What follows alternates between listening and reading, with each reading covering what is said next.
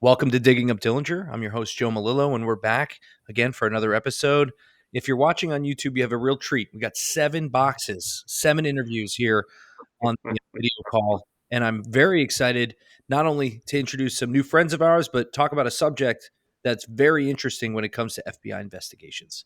So, with me, as always, Todd Hiles, Travis Thompson, Stuart Fillmore, Mike Thompson, and today our guest is George Sewell and Dan Baldwin. Hey guys, look, Howdy. howdy. Hello. Welcome, everyone. Us guys, us Hoosiers are outnumbered by Texans 4-3. Watch our back. Watch our back. Today's episode, let's talk about this, Stuart. Since you kind of met George and Dan, I'm going to let you do it. Ask some initial questions and let everybody know. But I'm going to read their bios, and we're going to see, and we're going to meet these guys who they are. So we'll start with Dan. Dan Baldwin is a ghostwriter who has more than 60 books under his own name, and he's the author of numerous westerns, political theories, mysteries, mainstream fiction books, and short story collections. He's earned multiple winner/finalist designations.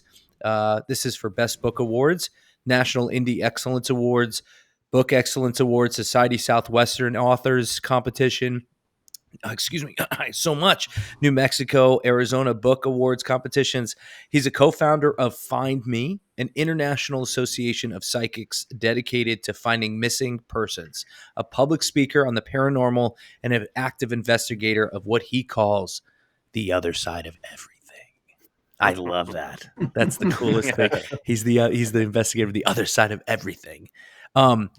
He's published paranormal works, including Find Me, as told by Dan Baldwin, but one of them that I really enjoy, or I love the name of, is The Paranormal Pendulum, Dowsing the Deceased. What a name. What a great name for a book. So The Paranormal Pendulum 2, which is What the Spirits Say, that's another book. You also wrote that with George Sewell. So awesome, Dan. Round of applause. Very, very good job on your bio there. Yeah, very. And then impressive. George Sewell, you have a lifelong interest and study of the paranormal and UFO phenomenon. He's an author of several books and plays, including Paranormal Pendulum 3, The Abduction of Lindsay Higgins, co-author with our other guest, Dan Baldwin, a longtime member of Mutual UFO Network. He's interviewed several people in Northwest Louisiana who have had experiences with the phenomenon, meaning, I'm assuming, alien encounters. And he and Baldwin collaborated on a book called The Sky People and Our Ancestors, which explores the ancient accounts of indigenous people and their interactions with, quote unquote, the Sky People. You've also appeared on numerous radio programs and podcasts and interviews. What a bio. You two have a long history. Yeah. Thank you for being on the show. Thank you for being on the show. We have you here because our friend Stuart Fillmore somehow got you guys all kind of knew each other. Tell everybody how that happened. Okay, so I had listened. I'd had the idea for a while that because we've kind of reached a point, with our Dillinger investigation where we have some unanswered question, and in some areas of it, I would say we've kind of hit a wall. And I'm always trying to think outside the box and think creatively and use whatever tools available, to try to get to the truth. And because, we've said this many times, that's what this whole endeavor is about, is just finding the ultimate truth. And I am not going to close myself off to, a technique or a tool that can help me do that by any means, certainly within the rules, so to speak. But, I'm open to any possibility that can help. So I was listening to another podcast, and I honestly forgot which podcast it was on.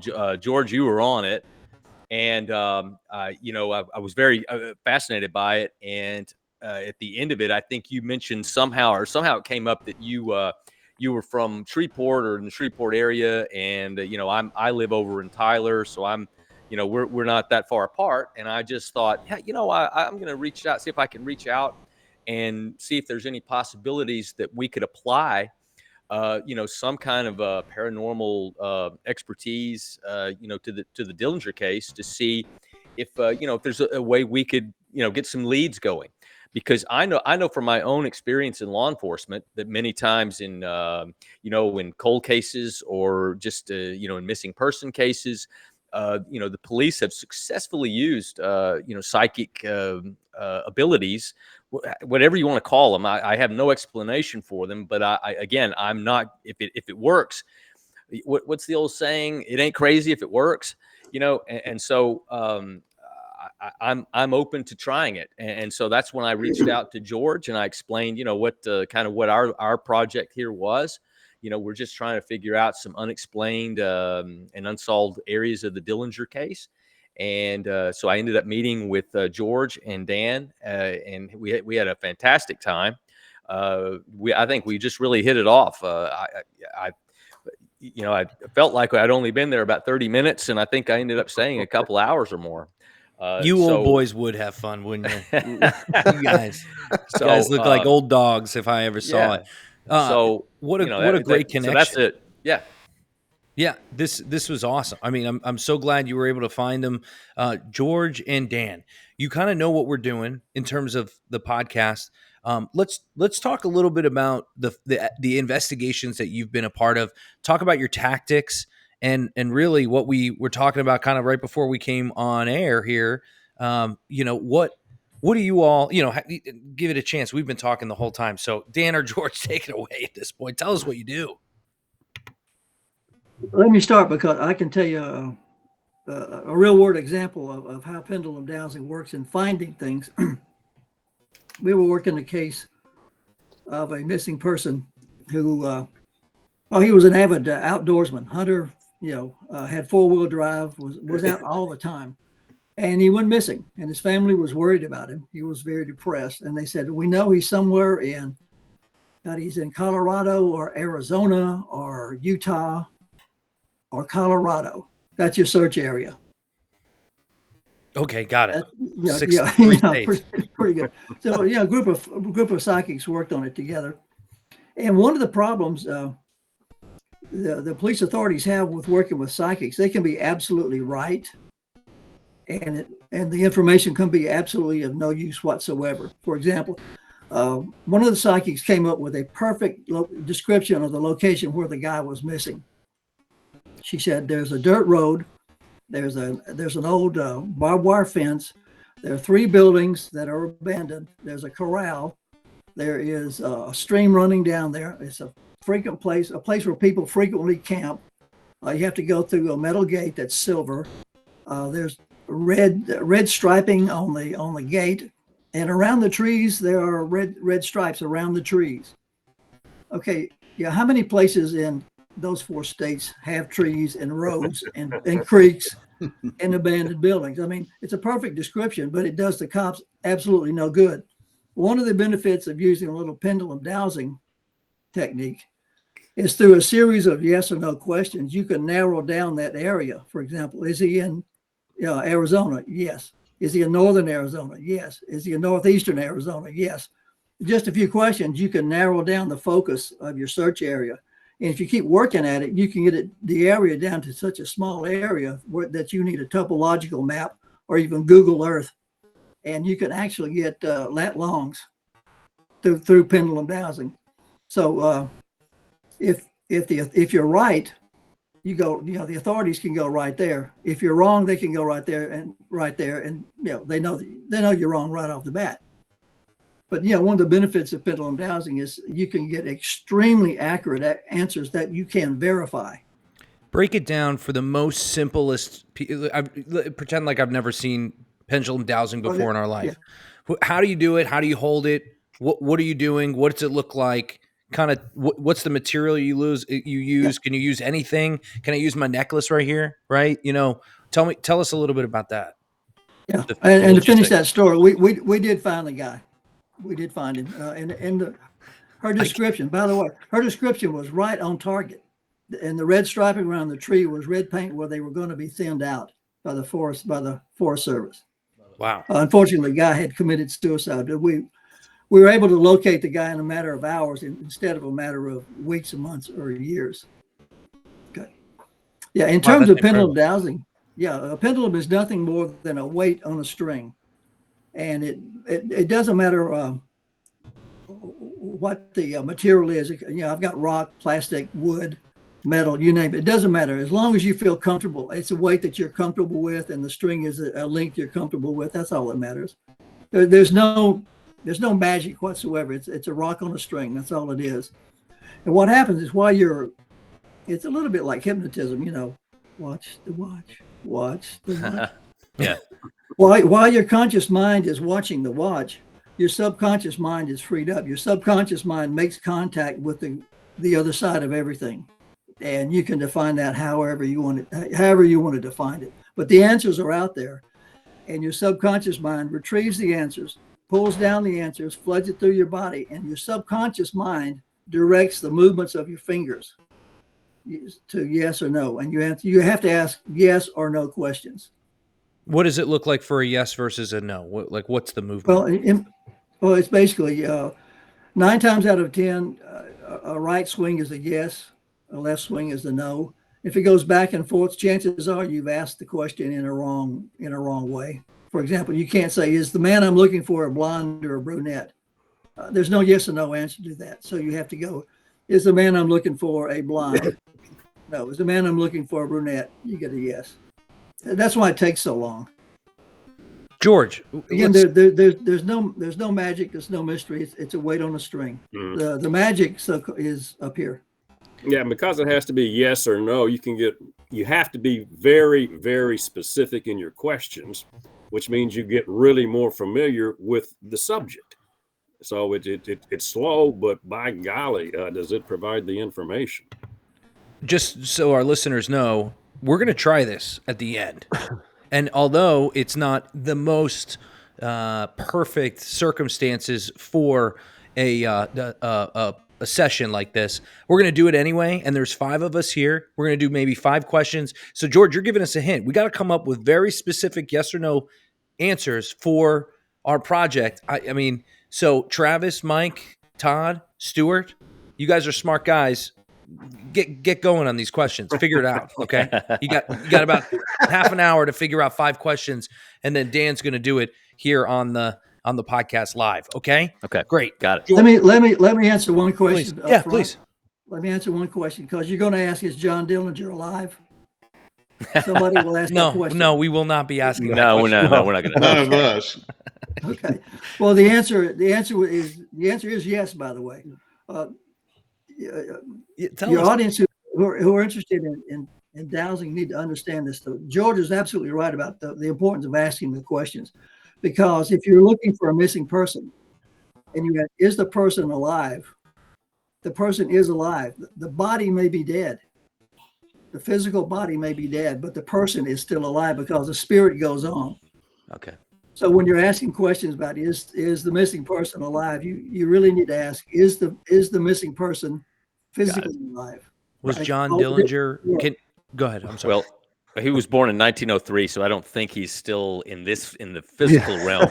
But yeah, no. Point taken. Point taken, Dan. Thank you. The questions are everything. Yeah. George, tell us a little bit more about an experience you've had. We've read your bio has a laundry list of different things you've done. Talk a little bit about working in this space. Well, let me just basically, I was very, very intrigued with Dan's working with the pendulum. And at that time, I was acquainted with a Shreveport woman who reported a lifetime, if you will, of experiences with what we would call the UFO phenomenon. And I was affiliated with the Mutual UFO Network at the time and was an assistant director for Louisiana. So I was asked to, let's talk to this lady and see what's going on. And after I got acquainted with Lindsay, realized that rather than use the traditional research methods to try to find out what's going on with this person, Dan, you're going to be in town next week. I got somebody I'd like you to meet. Bring your pendulum. So Dan and I got together with Lindsay and with the Pendulum. We had 2 or 3 2-hour sessions, and she got into a lot of detail as to what she was experiencing, was getting a lot of reinforcement with the Pendulum. So it was a fascinating tool to assist Lindsay in learning what was actually going on in her life. And we had validations to that. In particular, we spent a lot of time with the Pendulum conversing with Lindsay's late aunt. They were very, very close all of her life. They lived basically next door. And the aunt was very interested in what was happening with Lindsay in her present life. And so Lindsay was able to converse with her favorite aunt. And in one later session, even, it was Lindsay, me, and Dan. And she was very curious if this involvement with the UFO phenomenon, and we got very specific in it in the book, if this was something that had been with her in her previous lifetimes, or was it just limited to the present lifetime? And using the Pendulum, she was able to communicate with the spirit of her previous life. And she was able to determine that, yes, indeed, in her previous existence, and we knew about that, that, yes, she still had this same involvement with the UFO phenomenon as she does now. And that led us to learn that this has been a continuous association going back hundreds upon hundreds of years. So that was a great revelation for her in the sense that this was something that she agreed to a long time ago. And therefore, it took a lot of the strangeness and the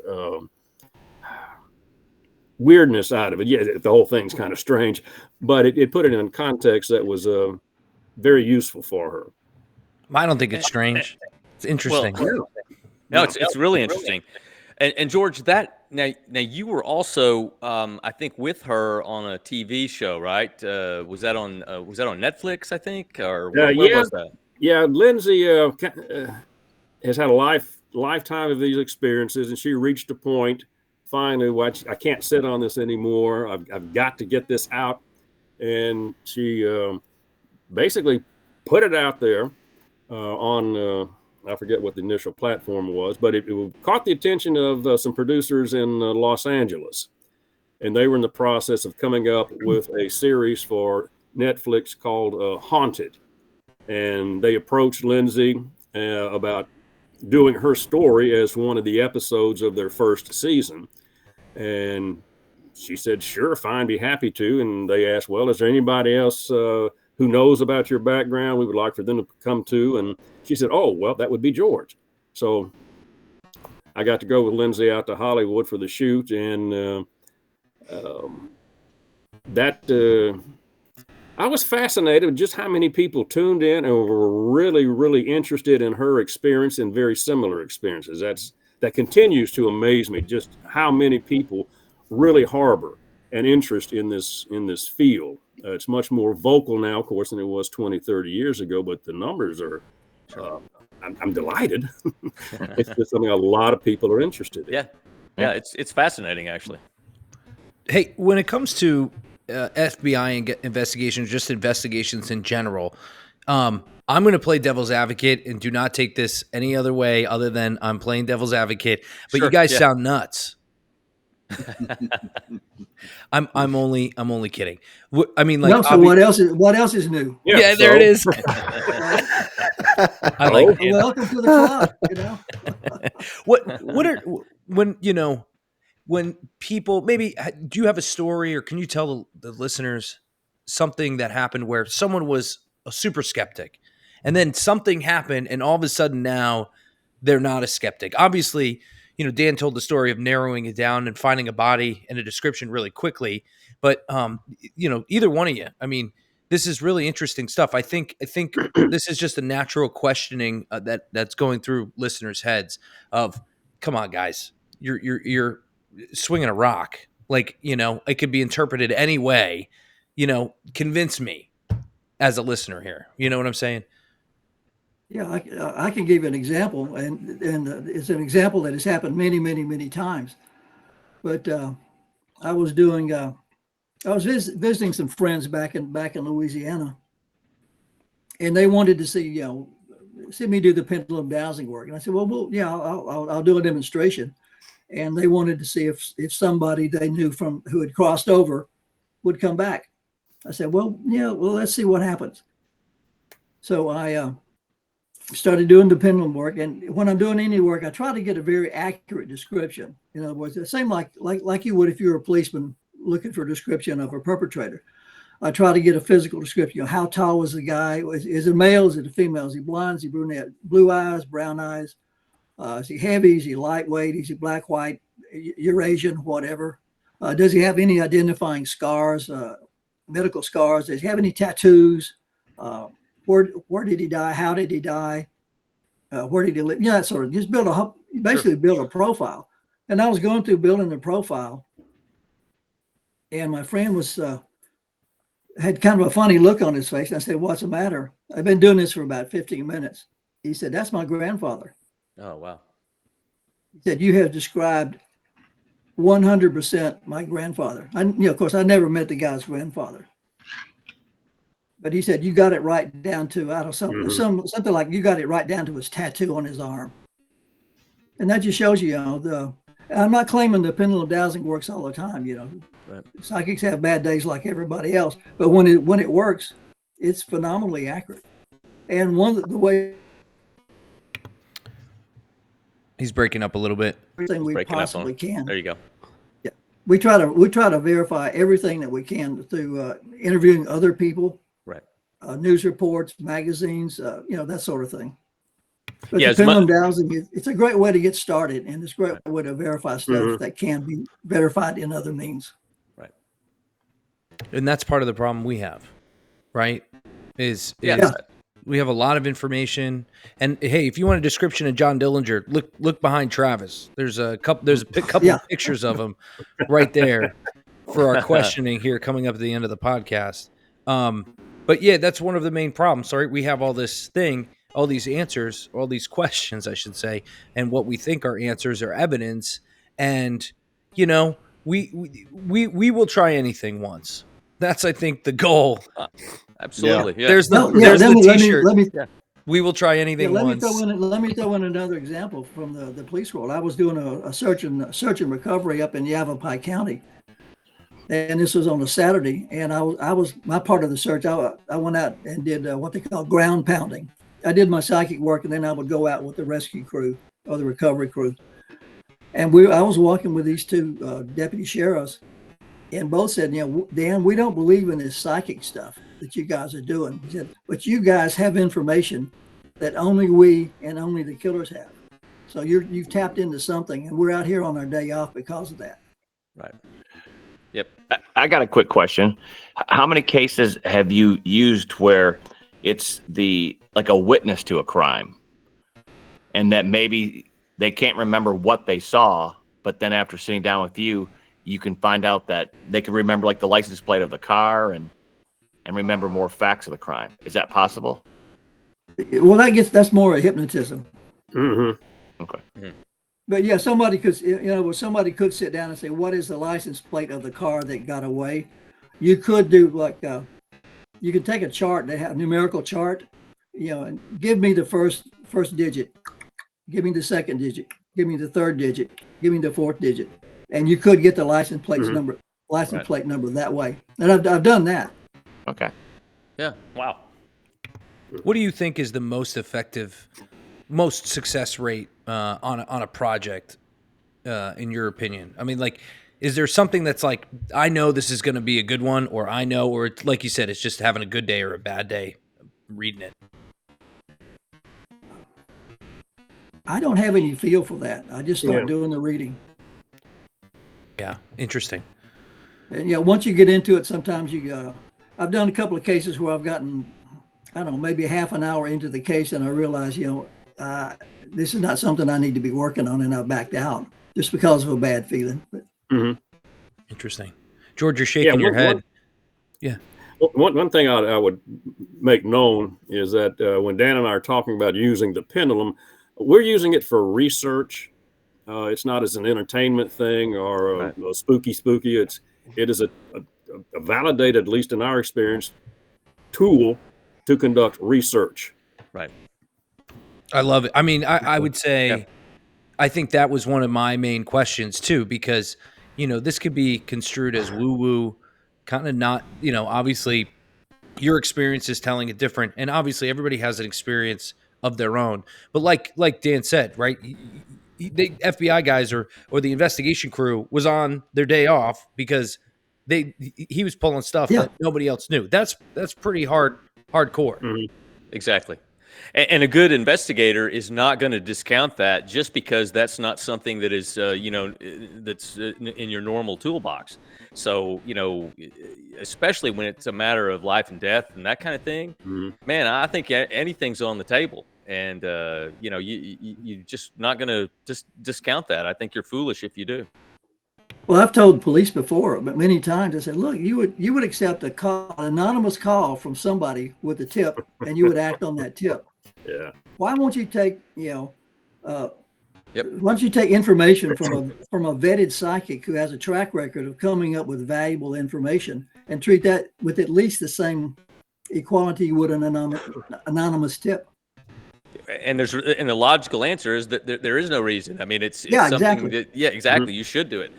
It's just some people, I think, are closed-minded, and obviously this is something similar to like a polygraph or something that is not, it's not admissible in court, but we're not worried about that. We want the lead value of it to know, are we on the right track? Is this a place we need to go? You can more efficiently do your investigation, and that I'm all about that. Well, yeah, the information that George and I come up with the name of the killer. You can't take that to court. No, you But can't. if we have, but I can give you the name of the killer, and you can start looking for the killer and find information that you can take to the court. That's exactly right, and that's what I mean. That's lead value. Yeah. Yeah. I mean, okay, I'm now I want our leads. Yeah, right. We need as much help. Hey, George and Dan, how much do you know about what we've been doing in terms of the Dillinger case? Have you listened to any of our stuff? Have you looked? No. I only what I've heard in the media, and since we talked with Stuart, I have purposefully stayed away from it. In the media, well, what good. media? Okay, I appreciate that. Yeah. When you say media, do you mean like the news stories that have been online? Oh, movies and stuff like that over the years. Yeah, Okay. Just stuff Over the years. any other citizen would get in the normal throw of the day. How about you, George? Have you done? Same. Great. So it's on record. You guys don't know shit about our stuff. Okay, good. That's a good thing. I saw the movie. Okay, that works. Stuart, you were going to say something? No, I was just going to say, I think it's great that that they are, they're fresh on this thing. They're not emotionally attached to it. And again, we want this to be as objective as possible. And that to me, that just makes it even better. So we, selfishly, to be honest, we brought you guys on to do one of the sessions to see. And obviously, Dan, I'd like to work with you, George, afterwards or another day where maybe we could spend a little bit more time. Stuart, if you get over there again, you get to hang out with those old dogs. You guys have a couple of whiskeys and see if you can knock that out and do something. But yeah, selfishly, we wanted to see you guys do this for us, just for fun. If worse comes to worse, just like you said, look, we need all the tools we can get. We need all the info. If we can get more leads, there's a couple of things that I think we really need answered. But if it's cool with everybody else, unless Todd, Mike, Travis, Stuart, if you have more questions, let's spend the next minute or two asking Dan, George questions about logisticals of everything they do. Otherwise, I think we can maybe go into a quick session. Oh yeah, I think I've got a good question. Yeah, definitely do a quick session. I have a feeling that asking one question at a time isn't going to be effective, Dan. I think maybe having one person ask questions in sequential order, because obviously as you get one answer or whatever, you want to ask another one. Can you see that happening right now? I mean, would that be easy for you to handle? Whatever you guys want to do, just ask the question, give us Give us 10 seconds to let the thing do its. Yeah. See what the and pendulum we'll does. give an answer, then move on to the next one. Hey, all right. Hey, just a heads up. We are. This is such a shameless plug. Listen, every episode we're gonna come up with a new T-shirt, and based on that episode, and we're gonna put it on our shop, and you guys can buy it. I'm wearing the Digging Up Dillinger shirt with Dig 'em Up on the back, and then Mike, show I him have. the Digging Up Dillinger shirt. Yeah. I love that one with the negative of his mugshot. So I'm really excited. Dan, just give us the go and say, hey, start asking questions, and I'll shut up and let this happen. Go. That wasn't very hard.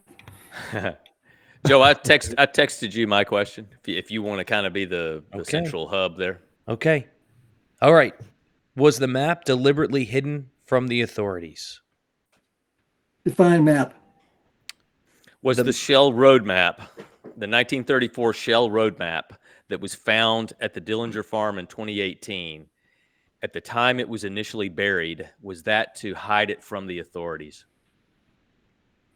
Yeah, that's a two-part question. Yeah, it's not a yes or no. All right. Okay. Was the map hidden?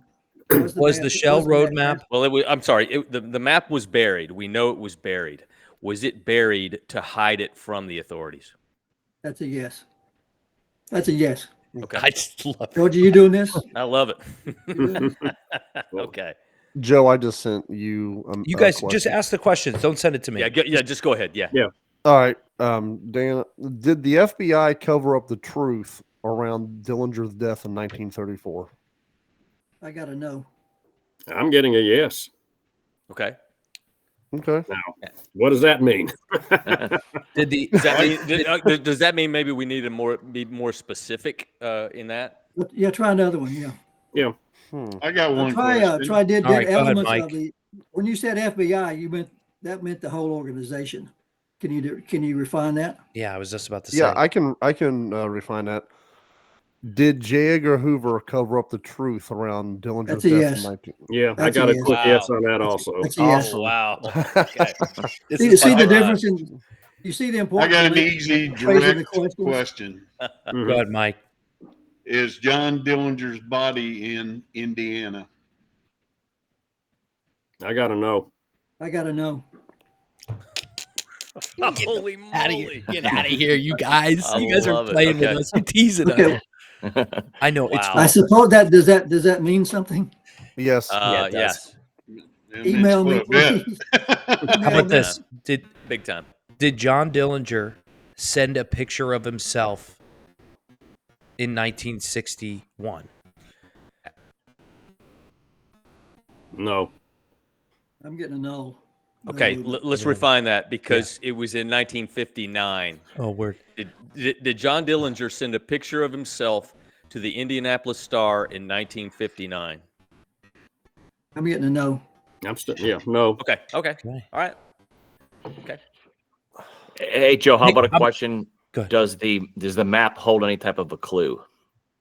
Oh, yeah. Well, I think you need a more specific Okay. question. Was Clue to what? Yeah. A Okay. buried loot? treasure or money, the location of the money. All right, we'll refine the question. Yeah. The map found buried on the family farm, does it hold any information to bury treasure? I got a yes. I got a yes. Are we eight? Now, is that 5 questions? Yeah, but keep going. All right. I have a question. Is John Dillinger's body located in California? I got a no. No. Is John Dillinger's body located in Indiana? we already got a no on that one. Yeah, we got no on that one. Yeah, I got a no. Yeah. Okay, I'm just making sure. I'm just seeing. So that's something we can do off camera. We can kind of narrow a lot of this stuff down, with Yeah. specific questions. I got one more. Go ahead, Mike. Was John Dillinger killed in Chicago? Yes. I got a yes. Okay. Okay.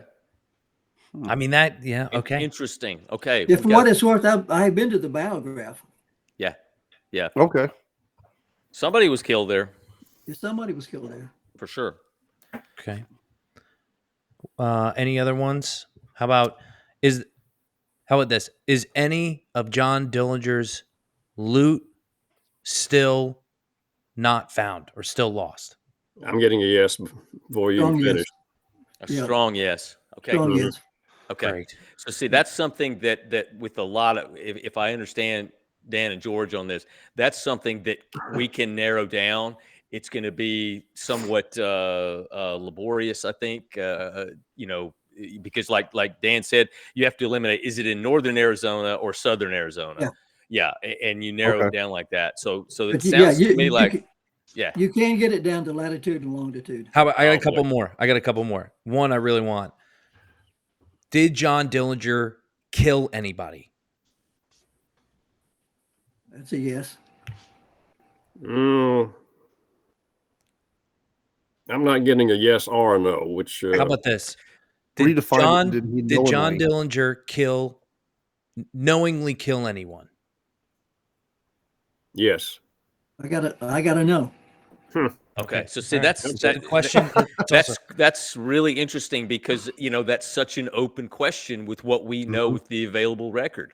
So I mean, a lot of this stuff is kind of consistent with things that we know, through traditional means. all right. Well, One more. that's why this is more of a demonstration than anything else. Sure. Because if we were Yeah, doing a real exactly. session, we could spend a half hour or more just following that one question. Exactly, and Yeah, refining yeah, those you're right. questions. Yeah. Yeah. Yep. One more question. This is just so fun. I think this is great. Do you was John Dillinger reincarnated? Okay, yes. Oh yeah. Yeah. Okay. All right. Was John Dillinger reincarnated in the United States? I gotta know. I got a yes. Okay. See. Huh. Well, we he gotta may check be it out. incarnated more than once. Interesting. Sure, Yeah. sure. Yeah. 'Cause I that's just thought it been would be a long time ago. Yeah. kids. Can I? there's- I want to ask one more before we run out of time. Did Yeah. John Dillinger live past 1934?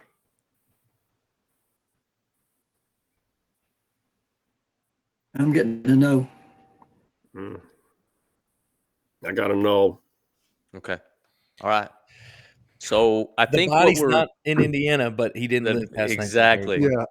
Exactly. Okay. Interesting. And again, you guys didn't know. You didn't know. All Yeah, you guys don't. They don't know No. these details. No, No, this not at all. doesn't mean anything to them. So This is great. and like I Thank said, it's you, very guys. consistent. This is Yeah. awesome. This was fun. Stuart, Yes. I think now you're tasked with. You might have to go and do a session with them and try to Yeah, narrow down some stuff. absolutely. Well, so let me. I'll just take this quick moment to do kind of a shameless plug and to further up on that issue. So tomorrow on our Back in Crime podcast that Todd and I do, we're going to be dropping a very important episode. It's going to be the first of a 3-part episode on some work that we've done on the John F. Kennedy assassination. We know that there's been some recent news about the current administration releasing all the available records of that. And so what we've found in our investigation is very, very relevant to that. And there's some stuff in there that we found that is brand new. It's original stuff. I think it's very compelling. It's very important stuff. And so I wanted to throw that little plug in there, mainly because I want to get back together with George and Dan, because Dan has a great interest in the Kennedy assassination as well, and he and I had a long discussion about that as well. Yeah. And if there, and again, I'm not. I will absolutely use every tool in the toolbox to get to the truth of something. And so if there's something we can do to solve that, I'm all over it. Thanks, Stuart. We really appreciate you sharing that. And you're a huge team member here. I don't care if you plug your Back in Crime podcast, every podcast. Well, I think I think a lot of people that have an interest in some of these unsolved elements of Dillinger, or also would find the Kennedy assassination compelling, and vice versa. So, kind of a mutual interest. We are running up on the end of the show. George, Dan, thank you. Yes. Thank you very much. This Absolutely. was Thank you, guys. Thank you, guys. Thank you. very interesting guys. podcast. I love it. We'd love to have you back one day for another something. Anytime. Sure. And here's what can people find your stuff? Where would you like? Yeah. some of our Plug your listeners to go? stuff, guys. Plug it. No. Yeah, well, all our books are on available in ebook and paperback on Amazon. Great. You can get me at www.danbaldwin.com, www.fournightspress, FOURKNIGHTS, fournightspress.com. Great. George, what about My you? email is Just www.georgesewell, SEWELL. Be sure to get that middle initial EN.com. All right. Got it. Thank you, fellas. Thank you. Thank you guys. Thank you. Thank you. As Awesome. always, we always say, I think the T-shirt slogan for the day is the other side of everything. Is that I what we're love going it. with? I love that. Yeah. I want one. What'd you say? Give me a What did- credit line. Give me a credit line. As Dan Baldwin. Yeah, exactly. Yeah. Dan Baldwin at the bottom of it. Yeah. Yeah. Yeah. Or his body isn't in Indiana. That one, I mean, the other side of everything. Listen, we gotta keep going. Thank you guys for listening. We'll be back again next week. Yes. We got some big updates this week. Follow us on our TikTok and our YouTube, and of course, comment, like, share, subscribe, the whole 9 yards. Travis and I are getting together. We're gonna go down to the Indiana State Museum, and they're gonna try to authenticate. They are gonna authenticate it. We're hoping they hit it and say yes. John Dillinger's baseball glove, or what we believe is John Dillinger's baseball glove, Yeah. and then they're going to put it on display as Cool. loaned out by the family. So Travis and I are going to be doing that today or this week, and so make sure to stay tuned, and we'll have updates on TikTok. I'll probably go live a couple times. So, and with that, guys, thanks again. Thank you, guys. All right. Thank Good you. All the talk. love. Thank you. All And right. as always, So long. keep digging. Keep digging. Keep digging. Keep digging, baby.